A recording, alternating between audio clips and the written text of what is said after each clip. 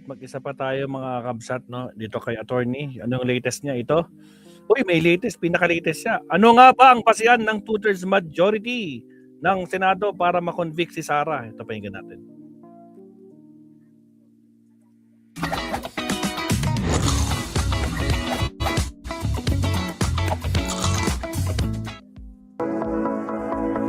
And sa mga bagong pasok, huwag kalimutan mag-like and subscribe. Ako, nakikita ko si Attorney Kapunan sa gilid, ah.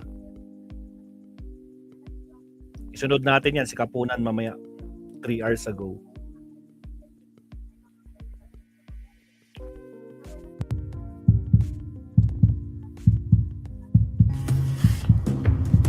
Wala nang maraming paligoy-ligoy pa.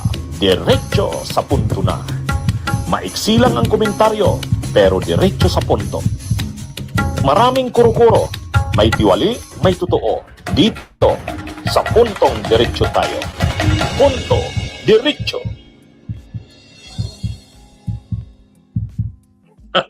May nakikita akong namumuuna namang gulo sa Senado. Sa pagkakataong ito, impeachment na ni Sara ang issue. Ayan ha.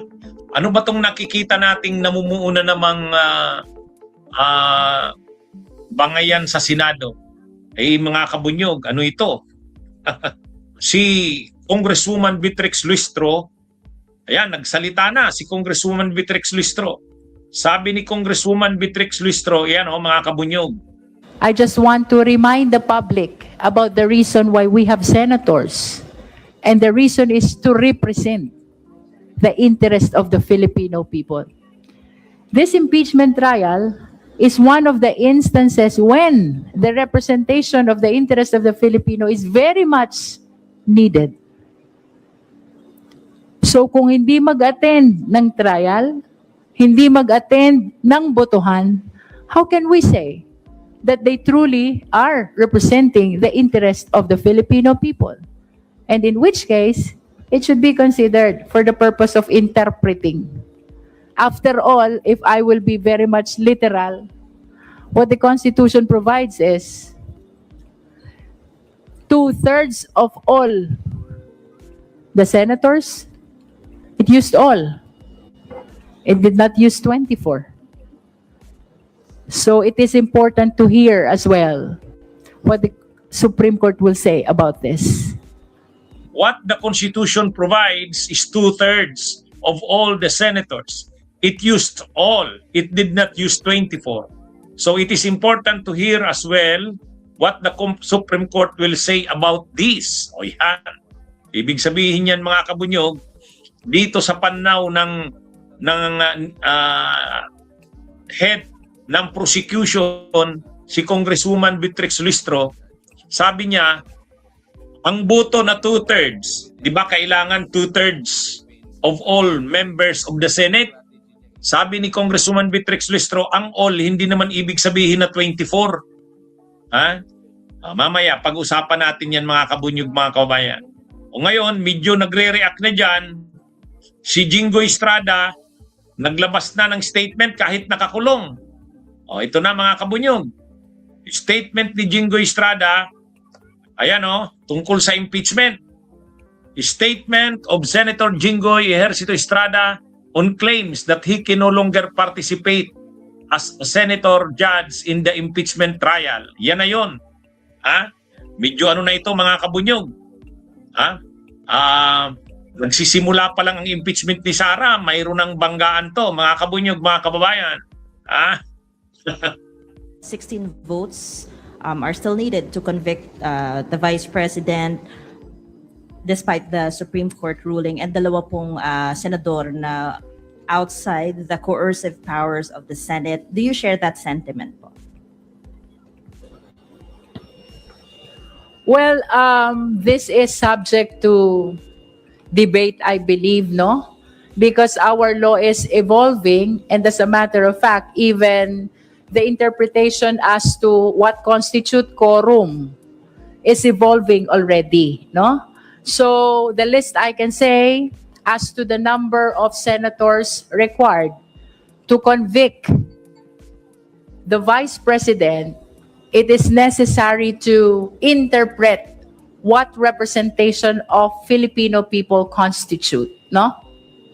We understand that the House of Representatives are here in a different manner, applying the jurisprudence on Avellino versus Cuenco, which was supplemented by retired Justice Carpio with the case of Trillanes versus Pimentel, at ang dami pa niyang binanggit along the same line, no?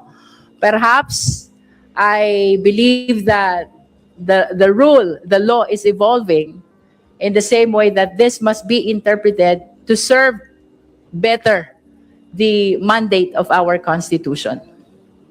Medyo, syempre, yung sinasabi na yan ni Congresswoman Beatrix Luistro, mayroon ding mga senador na ganyan ang stand. Mayroong mga senador na ganyan ang stand.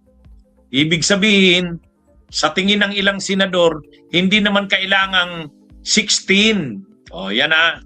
Hindi kailangang 16 ang 2/3 of all senators or of all members of the Senate. Kasi ang 2/3, ang basihan niyan kung ilan yung available na senador. Kaya yung mga nakakulong, hindi na yan kasama. Tama. Ang problema, nakakulong na si Jinggoy. O may malamang may mga susunod pang nakakulong, ikukulong. O di ibig sabihin, baka ang 2/3 of all members of the Senate ay ano na lang, 12. Agoy. Di ba mga kabunyog? Pwedeng umabot na lang yan sa 12. Kung makulong nakakulong na si Jinggoy, kung makulong pa si Villanueva, o makulong pa si Marcoleta, Ubus sila, lakas. anong mangyayari dyan? 2/3 of all members of the Senate, pwedeng ang interpretation niyan, yung available lang. Tama. O yan mga kabunyog, mukhang magkakaanuhan dito, magkakabanggaan. Naman. Ngayon pa lang may statement na si Jinggoy. Sabi niya dapat kasali ako sa impeachment. Nagkapal na buka. Ang problema, siyempre, ang stand din naman ng mga nasa prosecution, hindi na dapat kasali si Jinggoy, nakakulong na yan. Kaya ito mga kabunyog, medyo talaga magiging mahigpitan itong itong issue na ito mga kabunyog. Pagdidiskusyonan talaga yan, pagdidiskusyonan yan, yung issue na yan, ng paano ba ang pagboto, ilan ba talaga ang ibig sabihin ng 2/3? Kasi nakalagay sa Constitution, sa conviction ng ini-impeach na official, kailangan ang 2/3 of all the members of the Senate. Kaya lang, may interpretation nga na ang ibig sabihin ng of all members of the Senate ay hindi naman kailangang 24. Archer, shout out. Ang kailangan ay, ang ibig namang sabihin yan ay kung ilan lang yung available. Dapat. Kasi alangan naman ibibilang mo pa yung nakakulong. O yan na mga kabunyog, medyo yan na yung ngayon pa lang lumilitaw na yung issue na yan eh. Yan na yung nagiging mainit na issue ngayon. Kaya hindi pa man sisimula ang trial. Actually magpi-pre-trial pa lang sa June 18. Tapos ang trial talaga magsisimula sa July 6. Pero ngayon pa lang naglalabasan na yung mga conflicting na mga position sa issue na yan. Mga kabunyog, mga kababayan. Ito na. Ngayon pa lang may iba-iba ng pananaw sa issue na yan. At magiging talaga yan, magiging major issue talaga yan. Saan ibabase ang 2/3? Kasi ang nakalagay sa Constitution, 2/3 of all members of the Senate. Saan ibabase? Sa 24? Yan yung O kaya, kung ilan lang ang available na senador na nakinig, nandyan sa panahon ng trial. Wala nga namang ika-count ka pa, wala ka naman sa panahon ng trial. Yan yung stand ng iba. Pero ngayon pa nga lang, si Jinggoy naglabas na ng statement niya.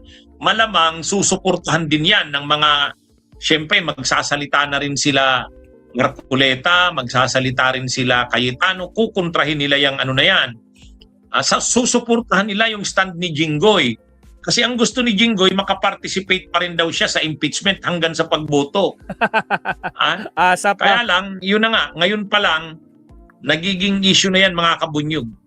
Abangan natin ano ang magiging desisyon ng impeachment court yan.